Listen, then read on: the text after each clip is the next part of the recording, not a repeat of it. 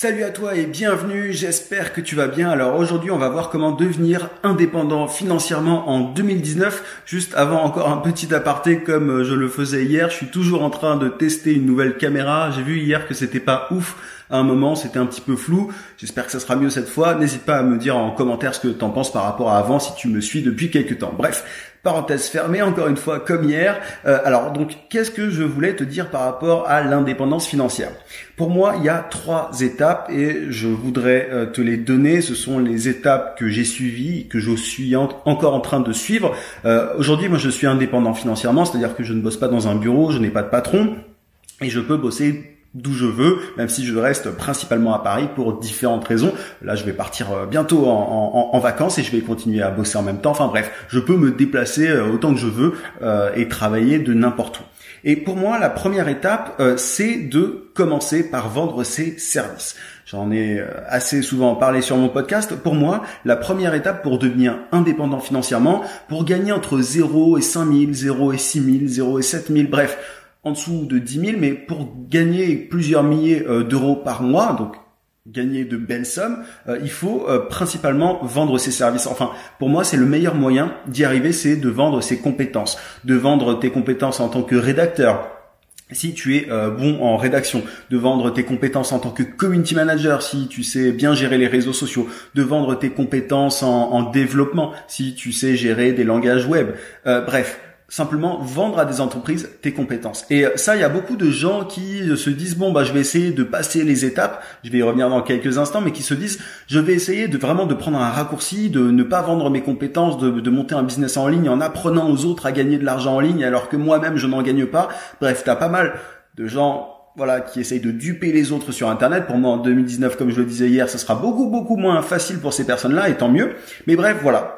Pour moi, c'est important pour accéder à l'indépendance financière, pour être indépendant financièrement, de ne pas essayer de brûler les étapes. Ça sert à rien. Enfin, l'idée, c'est de construire quelque chose qui est durable. Tu vois, quelque chose qui ne va pas s'effacer du jour au lendemain, tu vois, c'est d'appuyer vraiment ton expertise et ça passe par la vente de tes services au début. Et si tu n'as pas de grandes compétences, c'est pas très grave non plus. C'est-à-dire que tu vas apprendre en faisant, et c'est ça que permet vraiment le freelancing. Moi, j'ai commencé en vendant mes compétences en tant que community manager et ça m'a permis d'apprendre un paquet de trucs, tu vois. Évidemment, je savais pas tout sur le community management quand j'ai commencé à vendre mes services de community manager, mais j'ai appris énormément de choses. J'ai appris comment gérer YouTube, j'ai appris à bien mieux gérer encore la publicité Facebook, j'ai appris à gérer des réseaux sociaux comme Instagram. Enfin bref, je me suis amélioré constamment et c'est ça l'avantage du freelancing, c'est que tu es payé à apprendre en fait. Et c'est ça qui est vraiment cool et ça te permet derrière de passer à l'étape suivante.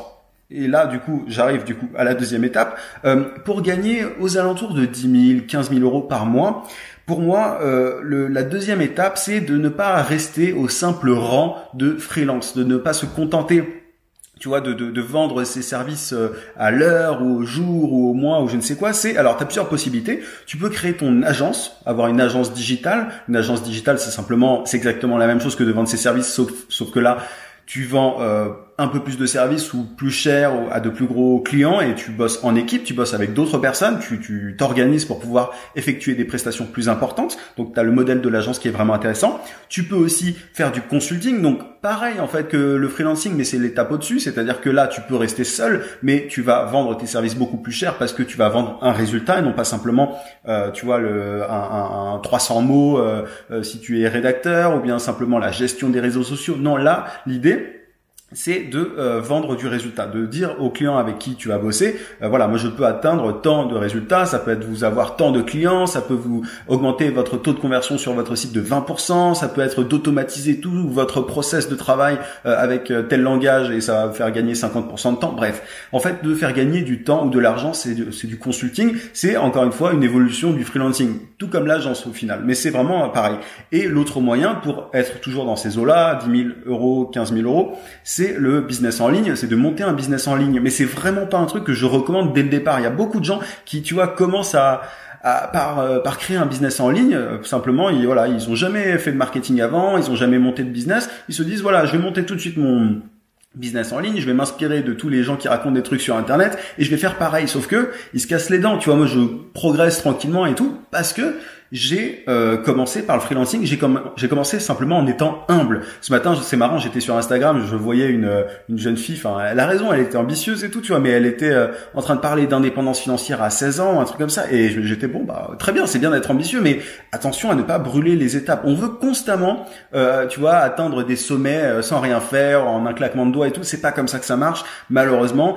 Sinon, tout le monde serait riche. Je préfère te le dire, mais c'est bien du coup, tu vois, d'arriver à cette deuxième étape et tu gagnes de très très belles sommes. Et je veux être très clair par rapport à ça. Il y a beaucoup de gens qui se limiteraient à ça et tout, mais moi je vois la vie comme un jeu, comme un, tu vois, l'argent, on s'en fout de l'argent en soi, ça te permet, c'est un jeu vidéo en fait. Moi je vois vraiment ça comme un jeu vidéo et l'idée c'est d'avoir plus de points possible, pas accumuler de l'argent pour accumuler de l'argent. Moi j'achète jamais rien, mais voilà, c'est simplement une vision que j'ai, que beaucoup je pense d'entrepreneurs ont. Si ce n'est la plupart, il s'agit vraiment d'accumuler les points comme dans un jeu vidéo pour arriver au boss final. Donc c'est bien d'avoir une agence digitale, d'être consultant ou d'avoir un business en ligne, mais il y a des limites. Tu deviens expert, tu vois, contrairement à un freelance, enfin un freelance peut être expert, mais tu assois encore plus ton expertise, mais il y a des limites dans le sens où, et moi c'est ce que j'ai expérimenté il y a pas très longtemps, tu peux être vraiment avoir trop la tête dans l'opérationnel, dans les tâches un petit peu chiantes. Tu peux avoir des clients relous. Tu vois, moi, il y a pas très longtemps, en 2 ans et demi, j'ai eu pour la première fois un client qui ne m'a pas payé. Donc là, je vais rentrer dans une procédure de recouvrement avec ma mutuelle et tout. Bref, donc tu peux tomber sur ces gens un peu chiant. Moi j'ai eu une agence, j'étais consultant en même temps, j'ai un business en ligne, tout ça ce sont des choses que j'ai fait et tu vois, enfin voilà, je t'en parle parce que je sais de quoi je parle. Enfin je l'ai fait, j'ai pratiqué, tu vois. Donc c'est pas des conneries. Donc tu peux atteindre ces sommes là. Et donc voilà, agence ou consulting ou business en ligne ou tout à la fois, mais je te recommande pas forcément de faire tout à la fois. Moi j'ai fait un peu tout et au final c'est très compliqué de tout gérer et encore une fois cette étape numéro 2 elle est bien, mais c'est difficile d'aller plus loin. Tu tapes un espèce de plafond de verre parce que bah tu as la tête dans le guidon, tu dois gérer tes équipes. Moi j'ai passé beaucoup de temps tu vois en ayant mon agence, mon business de consultant et tout, beaucoup de temps à essayer de gérer les équipes et tout, et même en automatisant beaucoup de process, tu te rends compte que ça prend du temps. Tu vois, vraiment je faisais moins de tâches dans lesquelles je pouvais apporter une vraie valeur ajoutée. Enfin, j'avais moins de valeur ajoutée qu'auparavant, tu vois. Je me suis rendu compte que je tapais une limite et que il fallait que je fasse autre chose pour pouvoir aller plus loin. Et en plus, ce client relou m'a fait vraiment prendre conscience que voilà, c'était pas la forme la plus idéale. Le fait d'avoir une agence, c'est bien et ça te permet de très bien gagner ta vie et tout, mais c'est pas idéal. Et je me suis rendu compte qu'il y avait beaucoup de business qui étaient dans cette situation-là, tu vois, des agences, des business de consulting qui tapaient un plafond parce que voilà, au bout d'un moment, quand tu dépends trop, enfin, c'est pas scalable en fait. C'est pas scalable. Scalable, ça veut dire que tu ne peux pas automatiser tout ce que tu veux, enfin tu vois, c'est-à-dire que tu es obligé au bout d'un moment de perdre du temps. Tu vends, dans tous les cas, même si tu vends un résultat, tu vends un petit peu de ton temps. Donc tu as une limite, forcément. Tu le vends beaucoup moins qu'un freelance qui lui va facturer à l'heure, etc. Mais il y a des limites, quoi. Tu te rends vraiment compte, moi je m'en suis vraiment rendu compte cette année, tu tapes un moment vraiment un plafond et du coup, j'ai réfléchi pendant un certain temps à ce que je pouvais faire, à comment est-ce que je pouvais péter ce plafond, et je suis arrivé à la conclusion qu'il fallait créer. Alors, t'as plusieurs possibilités. Tu peux monter une start-up. Moi, je suis en train de monter une start-up pour aller au-delà de 15 000 euros, 30 000 euros, etc. pour atteindre des sommes vraiment folles. Tu as le modèle start-up. Il y a beaucoup de gens qui passent directement de étudiants à start-upper. Pourquoi pas? Il y en a qui y arrivent, mais c'est quand même une extrême minorité. Donc, c'est un modèle pour arriver à de grosses sommes. Donc, une start-up, si ça t'intéresse. Tu as le business en ligne, mais vraiment, il faut avoir pas mal d'expérience et enfin, il faut faire plein de tunnels de vente. Il faut avoir pas mal d'argent à investir dans la pub Facebook, etc. Ça peut se faire, et voilà, c'est pas forcément le plus évident. Et moi, ce que j'ai mis en place, c'est un programme de mentoring, un programme d'accompagnement personnalisé dans lequel, en fait, je ne suis plus un simple consultant, je suis simplement quelqu'un qui accompagne de manière vraiment de A à Z mes clients et dans l'atteinte de leurs objectifs, dans l'atteinte des objectifs qui se sont fixés. Moi, j'aide des business à débloquer leur croissance, à passer d'un chiffre d'affaires, tu vois, limité, du coup, notamment en raison de ce plafond de verre, enfin du modèle de l'agence, du consulting et du business en ligne. J'aide des entrepreneurs à débloquer leur croissance via donc un programme d'accompagnement. Je vais pas en parler en détail, c'est pas forcément le sujet de ce podcast, j'en reparlerai plus tard, mais ça s'appelle du mentoring, tout simplement. On passe de consultant à mentor et ça te permet de scaler, ça te permet de gagner beaucoup plus parce que tu peux automatiser beaucoup plus de choses et tu travailles avec des gens avec qui tu t'entends vraiment bien parce que tu peux écrémer tous les touristes, chose que tu ne peux pas forcément faire quand tu as une agence ou quand tu es consultant, même si tu peux choisir évidemment tes clients un maximum, il y a toujours un petit résidu, tu vois, une petite partie de clients que tu ne choisis pas. Dans tous les cas, ça va un peu c'est un peu triste, mais c'est comme ça. C'est-à-dire que moi parfois il y a des clients notamment qui achètent mes formations, je parle pas forcément des formations que je vends sur YouTube, mais voilà, il y a des gens qui achètent certaines formations, ce ne sont pas mes clients idéaux.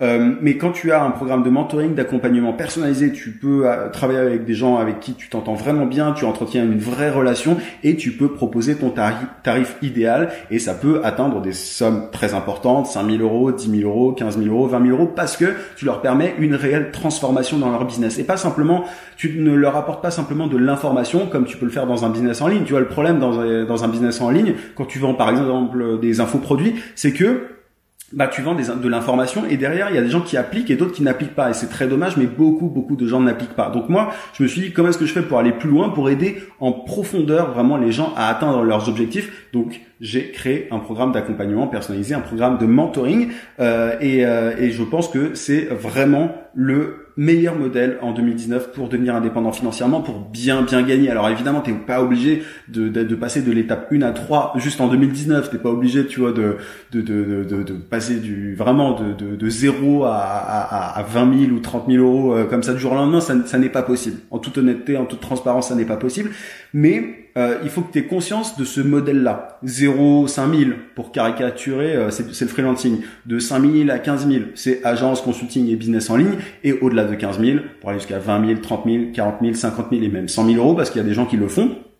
Le modèle de l'accompagnement personnalisé, le modèle d'une start-up si tu as un bon business model, ou le business en ligne dans certains cas, mais c'est vraiment une minorité, tu peux vraiment atteindre des sommes très importantes et devenir indépendant financièrement grâce à ça. Mais je pense que c'est important de connaître, moi j'appelle ça un peu la pyramide de la liberté. Enfin tu vois, j'avais déjà utilisé ce terme-là, je pense, sur le podcast. C'est le meilleur, enfin moi en tout cas d'après mon expérience, tu vois, je parle vraiment juste de ce que je connais. Après il y a peut-être d'autres choses, mais d'après tous mes tests, d'après tout ce que j'ai vu, d'après tout ce que j'ai expérimenté, c'est le meilleur modèle. Et tu vois, toi, t'es peut-être sur le chemin du freelancing ou de l'agence, du consulting. Ce sont de super modèles et je veux pas t'induire en erreur par rapport à ça. N'essaye pas de créer un programme de mentoring alors que t'es juste freelance ou que t'as une agence. Enfin, il s'agit pas d'essayer